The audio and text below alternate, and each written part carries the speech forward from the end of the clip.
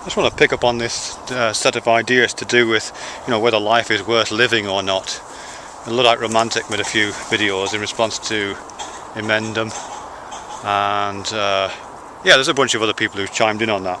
Some of it's really interesting, but for me, I can't get past the basic. What I feel, for me at least, right now is a kind of hole in the logic of all of the arguments, positive and negative. So if you can think of a way to fill the hole, I'd appreciate it. But let me just see if I can get this right. Some people like Gary, for example, you're kind of taking this negative utilitarian thing, I guess. I know you've not really identified yourself with that, but it's a version of that, I think, where suffering is shit, and everyone might have a slightly different level of what suffering is tolerable or intolerable. For some people it might be stubbing your toe, for other people it might be Auschwitz, for other people it might be the AIDS virus or whatever it is, but everyone's got their limit, and when push comes to shove, eventually everyone will say, yeah, this is just too much shit, we should really just call off the whole thing now. And that's a version of negative utility, I think, where you're basically taking this position that that rather than trying to counterball the positive things or balance positives against negatives, the ethical way of living a moral life is minimizing suffering, minimizing the negative,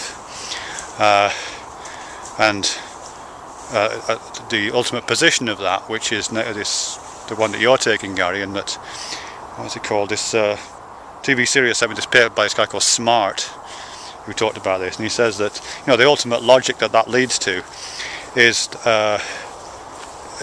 always the same, is always a terminal position. Because if you're just looking at suffering, if you're taking a negative position and counting up all the bad stuff, wherever you set your own personal limit, whether it be stubbing the toe or the Auschwitz thing, it always kind of reduces to the same terminal point, which is that any suffering is better than no suffering. Even a tiny amount of suffering, if you're being strict to the accountancy, any suffering is worse. I got that wrong way around. Anyway, any suffering is worse than no suffering. So we should all aim for no suffering. And the only real way of guaranteeing no suffering is to take all those creatures out that are capable of experiencing suffering out of the game. I think that's Smart's argument. And that would guarantee that there is no more suffering in the world, because there'd be nobody in the world to suffer. The whole suffering thing would be removed from the equation. Yeah, and it's got a kind of inexorable logic to it, I think. And in a way, for me, it's the flip side of the positive thing, which I haven't seen laid out in terms of positive utilitarianism. But it's part of the fabric of what people say, isn't it? That yeah, life might be shit, life might be horrible, but always look on the bright side. Keep your sunny side up. Tomorrow is another day. That idea that there's always a glimmer of pleasure. And that glimmer of pleasure, or I think someone talked about, Luddite romantic talked about seeing your kids graduate.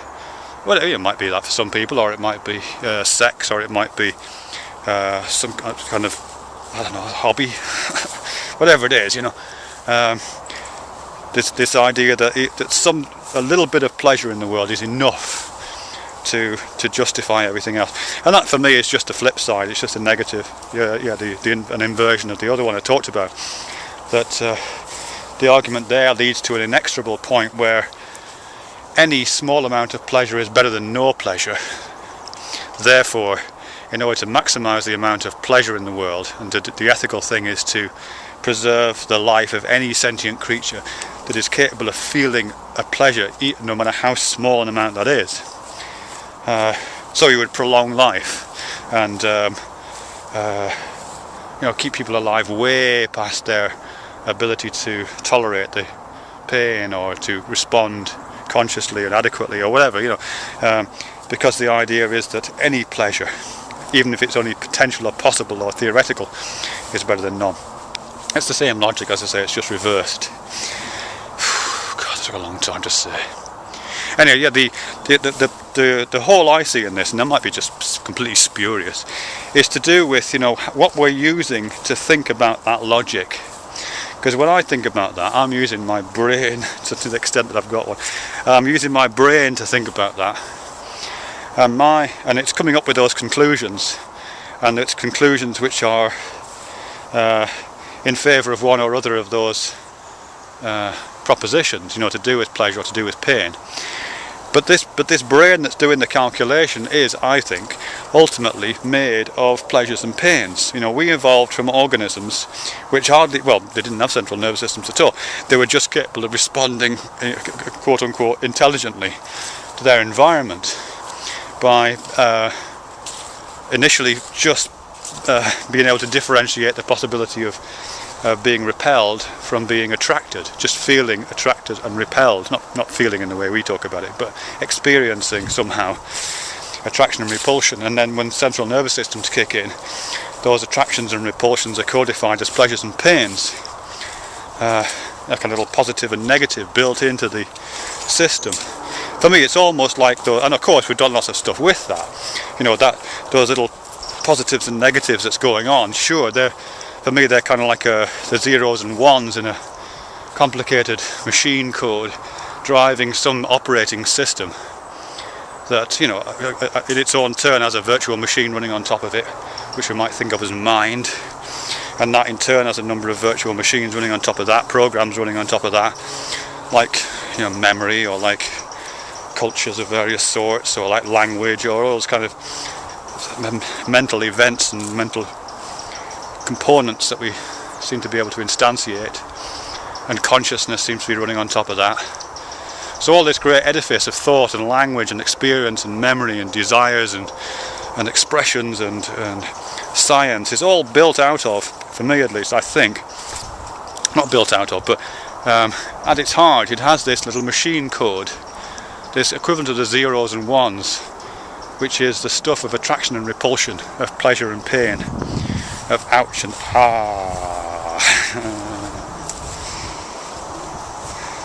And I don't know if it doesn't seem right that, I might be wrong here, it doesn't seem right that we should be able to pass judgment on the materials which are themselves implied in the very processes by which we are passing judgment. It feels a bit like Gödel's incompleteness theorem.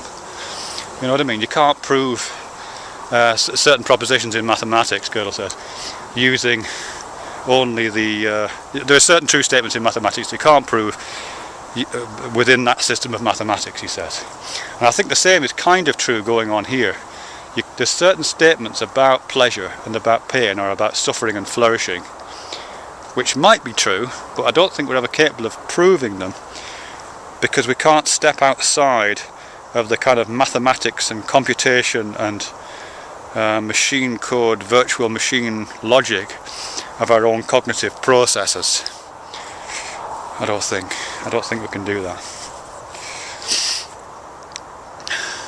Which isn't to say we're not right, it's just I'm not sure philosophically we can get to a proof.